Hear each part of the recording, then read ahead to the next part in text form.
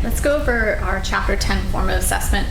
We gave this 2 days before the Chapter 10 test, so we had enough time to do some remediation on it, and it was just kind of a glimpse at each type of polygon and using the area formulas. So the first type of assessment we have is, or analysis we have, is item analysis. So let's go question by question. Let's look at the percentage, overall percentage, how did they do, and let's see if there's any changes that we want to make or just suggestions overall. First question was area of a parallelogram. They did really well on that. I'm looking at the exam average column on the assessment, formative assessment. It says 20, 11, 12 at the top. They scored 97.2%. Got that right. Yeah, that many people got it right, percentage. So looking at this, I thought it was a pretty simple question. I'd actually suggest making it a little harder to see if they really understand what the base and what the height is of a parallelogram. So my suggestion is to change the leg that's on the left side from a 6 to a 5.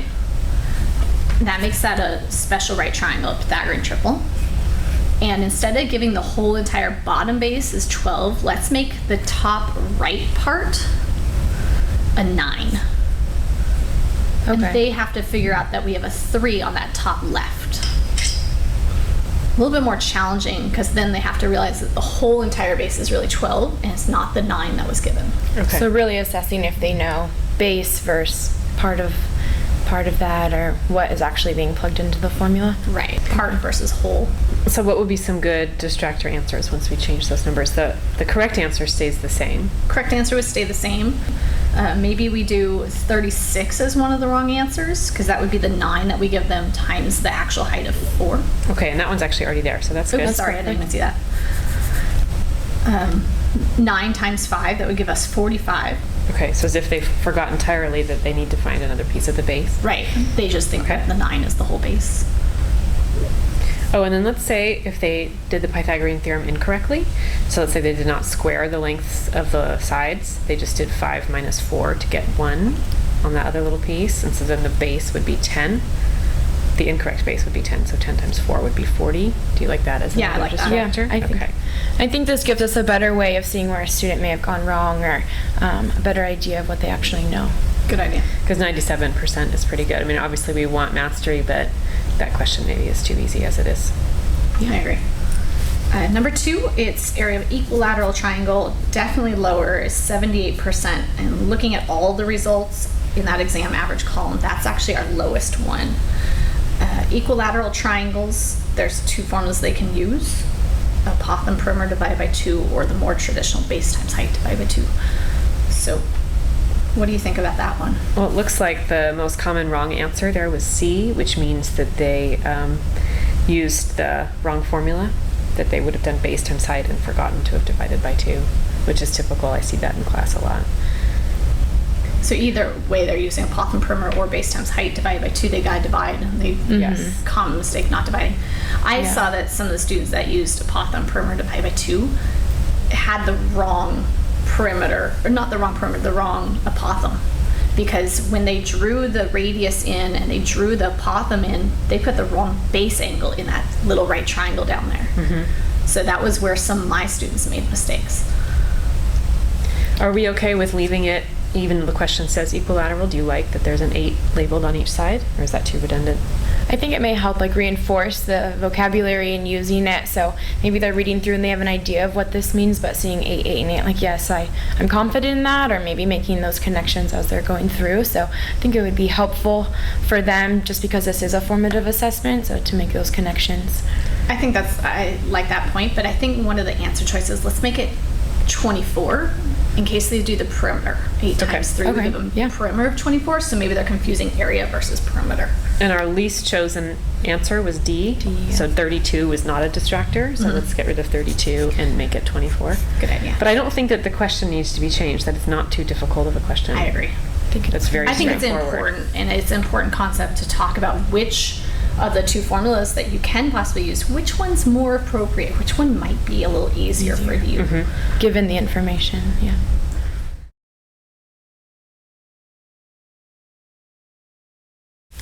The second part of this analysis is for overall performance. So we're looking in that same exam average category, And we're going to look as a whole. So amongst our 6 classes, now I had 2 in the fall and you all had 4 combined in the spring.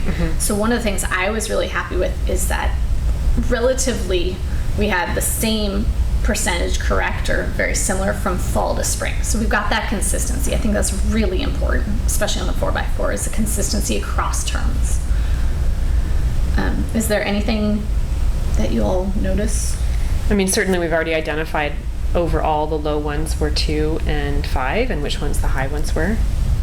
But with the exception of my kids who couldn't divide, the hexagon, the hexagon was higher than I expected. Hexagons are tricky. I was expecting that to be a lower percentage overall. I changed my technique on teaching the area of regular hexagon this term, so we'll talk about that in a second. Yeah, I was definitely surprised. I know we already touched on it a little bit about the units, still having that be a confusion, so I think it's good. I know we already talked about it, but keeping that in there so it's a conversation starter about what the units represent and why it's important to have the correct one attached to your answer and reading through all of the possible solutions. You mean meters versus meters squared? Yeah. Okay. And I think having a conversation, number 2, equilateral triangle, the 2 different formulas you could possibly use and which one's more important, but they did relatively well on it. I just think my students who used apothem perimeter divided by 2 for equilateral triangle had more trouble than using base times height divided by 2. So maybe trying to get them to be consistent across shapes. Yeah.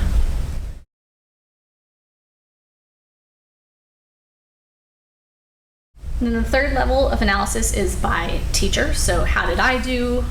As well, how do my students do versus each of your individual students? So my lowest area was number 4, area of trapezoid.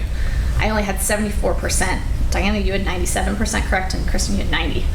So what can I do to improve teaching area of a trapezoid? Something that I have students do is just when they're looking at this figure, if there's so many values and they're not really sure what's associated with what, so I have them write down, we just notate it as B1, B2, representing the 2 bases and the height, and have them put a little equal sign so they know they're on the search for these 3 values, and then plugging in the pieces that they already have. So 8 would go in and 15, and then it kind of leaves them to what's left over, what am I still searching for? So writing down the parameters just first. A way for them, to organize their work in a way where it's clear to them what they're still looking for, and then they can focus on how to find it, as opposed to just this figure that maybe feels a little daunting because of how much information's given. I like that suggestion. And I always have my kids use colors. I have a whole bunch of cheat pens that I pass out, and they highlight the 2 bases. So base 1 and base 2 are both blue or something, and then they have to draw in the height in red. So it helps them visually see which of the pieces I need, which is the piece that I don't need. And then secondly, the formula there. Sometimes, aside from the computation of the height or identifying what the height is, do they know the formula correctly? Because the B1 plus B2, they often do B1 times B2, like in the rhombus formula. So it would be helpful to go back, and you can look back through those sheets to see what was the issue that they were having there. Was it I wonder formula if or one otherwise? of these answer choices, one of the distractors, goes with base 1 times base 2 times height. I'd have to, like you said, I'd have to go look through. One question 4. No. It doesn't look like it. So maybe even changing one of the answer choices so it's base 1 times base 2 instead of plus. Yes, I think we should do A. Change A. That one was not chosen often. Kids rarely find the median instead of the area, which is what that distractor was. So if we did idea. base 1. We can figure out the number later, but It's a big answer, whatever it is. Okay. Perfect. All right, so that takes care of mine. My lowest. Now for me, my lowest was that hexagon. Again, many of those kids who missed it because of the division. But aside from that basic math error, the other issue is they draw in the little triangle with the apothem, but they don't know where the 30 goes and where the 60 goes. So they invariably mess up that little special right triangle. Do you guys have any tricks for how? So I was saying earlier that I totally revamped how I teach my hexagons, in that I have my kids, when we have the hexagon there, mark the center, and we draw in the apothem to each of the sides of the hexagon. We draw the radius to each vertex. So what we create are 12 congruent right triangles. And the kids can see that in the center of the hexagon is a circle. So 360 degrees in a circle divided by 12. Yeah, going back to the long division. divide. My kids tend to see 36 divided by 12, and that's a little bit quicker for them. So they get that division correct more often than not. So that gives us a 30-degree central angle at the top. So we work from the 30 degrees rather than from the base angle of 60. Okay. And do you find that kids really need to have to do that every time, or they do it a few times and then it catches They on? do it a few times. We do enough practice problems where they divide it up into 12 congruent triangles, but they get the idea. And some of them will get it after one try. Some of them have to draw all 12 triangles on the test or on the formative assessment. So, And that's fine. yeah, I don't see a problem with that. Okay, thanks. Did you have an idea, Kristen? Yeah, one of the things that I've found when looking through student work is that their work is kind of all over the place. So giving them a way to kind of redraw a picture so that it can be organized. So what I have them do when you're focusing in on that right triangle is kind of like a zoom in and maybe even redrawing it outside of the hexagon so that they're getting an opportunity to really label and be sure that they're labeling the right radius or apothem. And so giving them an opportunity, I try to do it in class a lot. Okay, I'm just going to redraw this even though maybe some students don't need that. It helps other students to say, that's okay, and that that's a resource that they have to redraw and then label so that their work is very clear to them. One thing that I was happy to see when I went through the papers of the kids who missed it was they knew which piece was the apothem. They weren't confusing the apothem and the radius anymore, which was good. Even if they found it incorrectly, they at least knew where to look in the picture to get it. And when I was first teaching the concept of apothem, radius, these vocab words get so mixed that I had a circle circumscribed about the trapezoid so that we could see a radius. We know what a radius is of a circle already. It goes from the center to the edge of the circle, so let's connect it to where that hexagon connects to the circle. Oh, it goes to the vertex. There's our radius. I like that. I really like that. Kind of the same thing, just connecting back to what they already know. You know they can find the area of that triangle, so Right. connecting back to things that they feel comfortable with. Exactly. So one of the ones I saw that my students had trouble with was number 6, with the rhombus. And although everything is labeled there, I still found that they had a hard time with recognizing what is the length of each diagonal and then knowing the formula to plug in those values. Did they add instead of multiply? Yeah, a lot of adding instead of just because I think it is so similar to the trapezoid one. So is there anything that you guys did differently or? Back to color again, I have them first, they'll write down the formula, realize, okay, there's D's and I need diagonals. So they'll take a color, and they say red, and connect one corner to one corner, and I'd actually have them write D1 on their paper. And now that it's in red and D1's in red, they see, okay, 8 plus 8 is 16, so they have that written down. And then a different color, say blue, the other diagonal, D2 equals 6 plus 6 is 12. Now, once they have these here, they're not distracted by the rest of that picture. They're not distracted by the tens or the right angle, and they can plug them in. I mean, again, if they don't know their formula, that won't help, but that helps them find the diagonals. That's a great idea. I love all the work that you do with color and use that as a resource. Similar to what I did with the hexagon is because we already have the right angle marked there and all the sides are marked, we can see 4 congruent right triangles by side, side, side. So I have my students find the area of that top right triangle, the one that has the 90 degrees marked. Okay. Sometimes they have to redraw it on the side, but most of the time they can see that the base and the height of that triangle are 6 and 8, so they use their base times height divided by 2, and then they multiply that area by 4 because there's 4 of them. So rather than using diagonal 1, diagonal 2 divided by 2, they rely on the formula they already know. And I especially like that for the times that we end up getting 8 root 3, 8 root 3, because then they have to add radicals together, and sometimes that gets them tripped up, where if they're only looking at half, they don't have to worry about adding radicals. They can just go to the triangle Just have to worry formula. about dividing. Yes.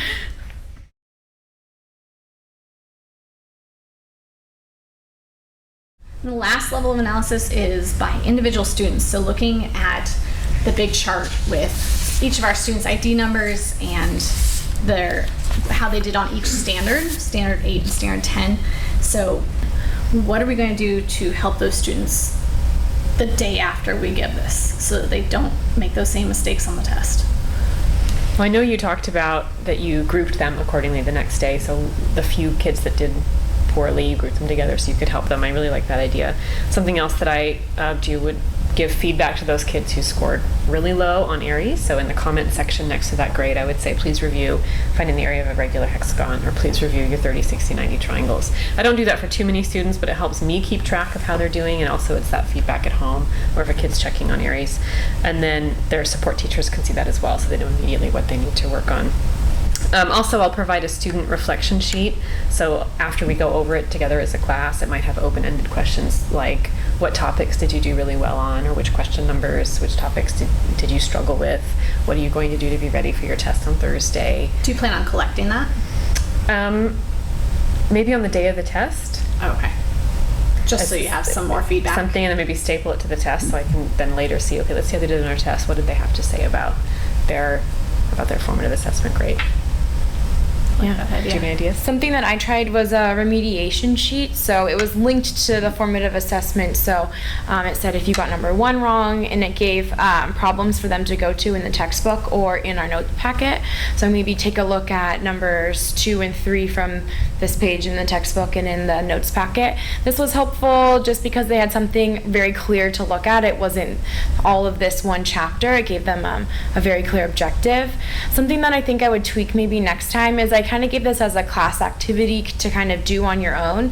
And of course, the student who has a 99% on the test and missed 1 is grabbing for textbooks and wants to redo that one problem. But I found that the students that needed the most remediation were kind of slow to get on that and to really want to correct what they had done wrong. So maybe adding some sort of point value to that as an assignment or something, so I can show those students that it does have worth and maybe get more of their buy-in for next time. Maybe I can use that in my small groups so that only those students do that portion. And so they have something to do while I'm working with another small group of kids. Yeah. That way it's in-class assignment and they don't feel even more burdened because they've got a study guide to do that night and remediation. Yeah, and they would even have each other to work off of. So maybe I got number 1 right and you didn't. Because they're in those smaller groups, maybe they feel more comfortable explaining to one another how to remediate and fix their mistake. I like that idea. I think it might also be beneficial if in my groups I have one group working on rhombuses and all 4 kids have a different rhombus to do, and they have to figure out if each other got the right answer. And they have to check each other's work and struggle through it together. Yeah. That way it's not one kid doing everybody's problem. They're all responsible for something different. Definitely, I like that. How about for next term or next year? What can we do to kind of improve the chapter, improve the student learning? Any ideas?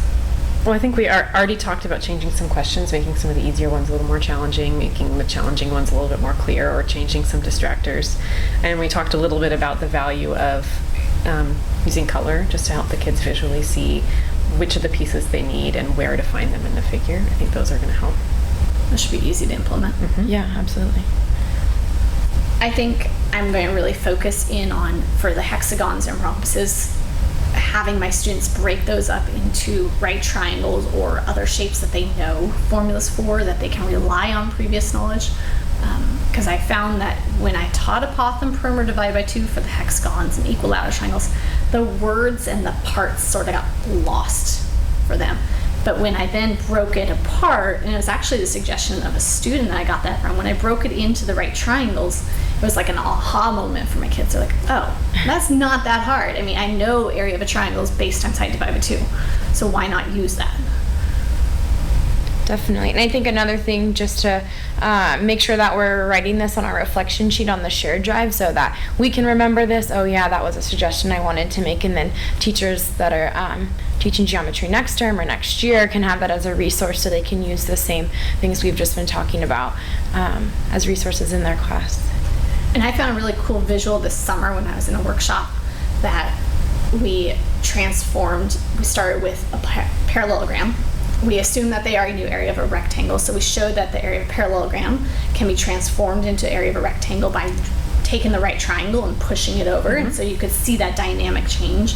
And then we did the same type of thing with a triangle and a trapezoid, in that we rotated the triangle so it created 2 triangles to create the congruent parallelogram. Does that kind of give you the visual of what I'm saying? Yeah. And we did the same thing with trapezoid. We took a trapezoid, we rotated it so that we had two trapezoids lying next to each other. So we saw base 1, base 2 were lined up next to each other. Oh, I see, times the height. And then times the height. And it created the same parallelogram that was right above it. I think having that visual, even if it's not in the student's hands, as a visual on the board might help them. Definitely. I think anything, it just being on the board or that they could hands-on or manipulate or move around on their desk would be helpful for those students who struggle. Might sound cheesy, but I do have the little manipulatives from elementary school. So Like they tanagrams? could tanagrams, that's it. I do have a set, so we could even give that to the struggling students or the special ed teachers if they're willing to work with the kids and work with the tanagrams. That might help. We could label it for them. Base 1, base 2. Great. Well, I Those are think all we've good come ideas. up with some really good ideas.